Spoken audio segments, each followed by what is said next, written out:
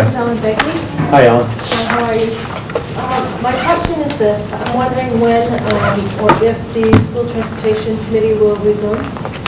The School Transportation Subcommittee was a subcommittee established by me for advisory purposes only to the school committee.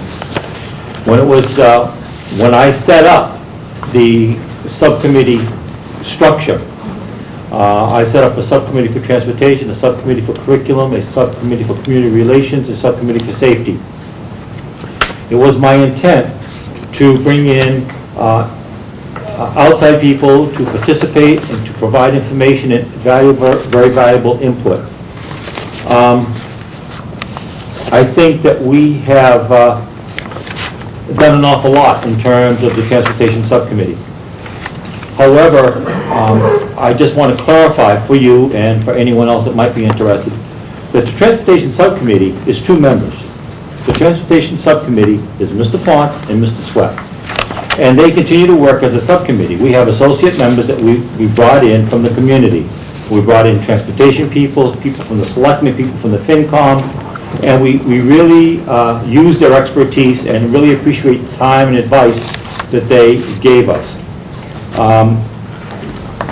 Our charge was to, when the subcommittee first established, I gave Mr. Font as chair complete autonomy to do the committee as he saw fit, and to invite whoever he thought would be interested. I had no control on who he invited for associate members.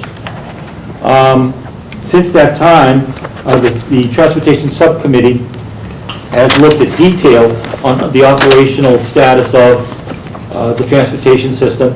They studied two consultant reports, made recommendations, looked at the safety aspect of the transportation department, looked at the maintenance problems that we had with the transportation department, drew up a job description for our new transportation manager, provided invaluable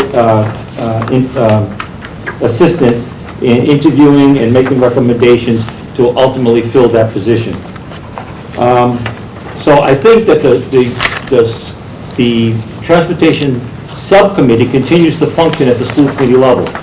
I think there has been a misunderstanding as to what the role of the subcommittee was. The subcommittee was solely established for advisory purposes only. It was not meant to be regulatory. It was not meant to be a committee in which all transportation issues had to be filtered through. It was simply established as advisory, as are the other subcommittees that we have functioning right now. So unfortunately, the Transportation Subcommittee has kind of taken a life of its own. And so I think the subcommittee at the school committee level will continue to function. As we need outside help and outside consultation, we will seek that. But I think the focus right now for transportation needs to be a little bit more focused, and I will be speaking to that later on when we go over the transportation department. I hope that answers your question.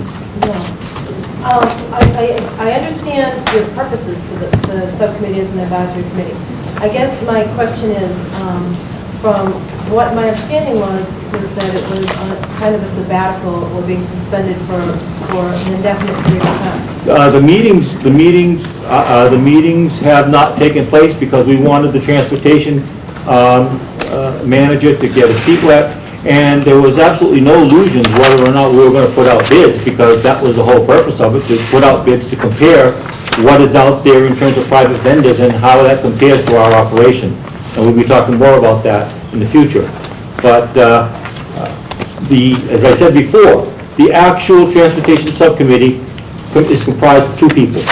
They're my subcommittee. I established them, they're my subcommittee, and they're right here. It's Mr. Fontes and Mr. Swett, and they continue to work on transportation. So you don't see in the foreseeable future the other folks that were invited? I can't rule that out. I can't rule that out.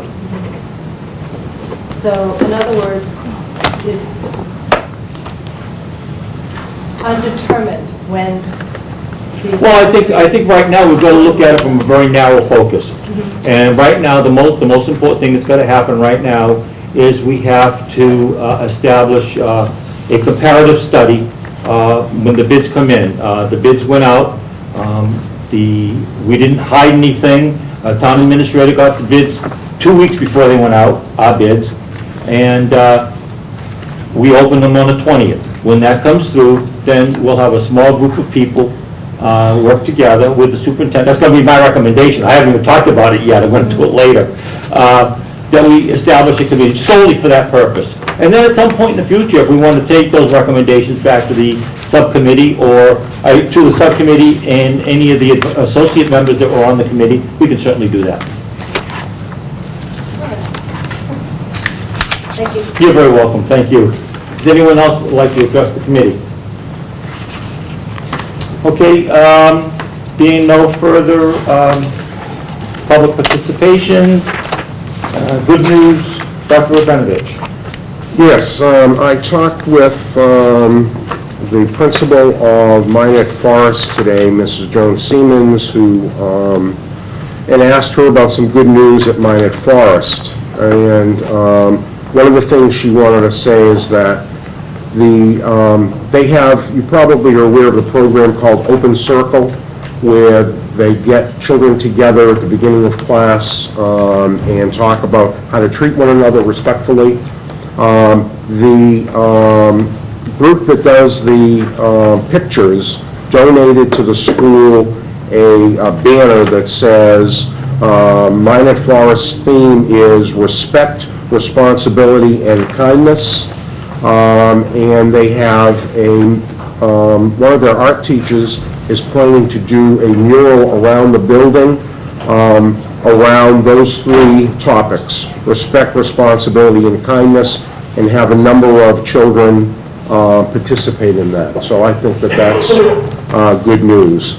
At Hammond, the PTA